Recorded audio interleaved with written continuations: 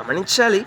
దేవుని గ్రంథమైన బైబిల్ గ్రంథంలో, పరిశుద్ధ గ్రంథమైన బైబిల్ గ్రంథంలో దేవుని యొక్క శక్తి, దేవుని యొక్క సామర్థ్యములు, దేవుని యొక్క గుణలక్షణాలు, దేవుని యొక్క ప్రణాళికలు, దేవుని యొక్క మనస్సు, దేవుని యొక్క ఆలోచనలు స్పష్టంగా రాయబడ్డాయి. దేవుని గురించిన అన్ని విషయాలు పరిశుద్ధ గ్రంథమైన బైబిల్ గ్రంథంలో రాయబడ్డాయండి. మనం ఎప్పుడైతే చదువుతామో దేవుని యొక్క శక్తి అర్థమవుతుంది. ఎప్పుడైతే చదువుతామో దేవుని యొక్క సామర్థ్యం అర్థమవుతుంది. ఎప్పుడైతే చదువుతామో దేవుని యొక్క గుణలక్షణాలు అర్థమవుతాయి. ఎప్పుడైతే చదువుతామో దేవుని యొక్క ప్రణాళికలు అర్థమవుతాయి. ఎప్పుడైతే బైబిల్ గ్రంథాన్ని చదువుతామో దేవుని ప్రేమ, దేవుని కనికరం, దేవుని దయ, దేవుని యొక్క కనికరము మానవునిపై ఎంత ఉంటుందో మనకు స్పష్టంగా అర్థమవుతుందండి. ఇక్కడ సమస్య ఎక్కడ వస్తుందంటే, మానవుడు పరిశుద్ధ గ్రంథమైన బైబిల్ గ్రంథాన్ని చదవటం లేదు. పరిశుద్ధ గ్రంథమైన బైబిల్ గ్రంథాన్ని చదవడానికి కొంత సమయాన్ని కేటాయించడం లేదు.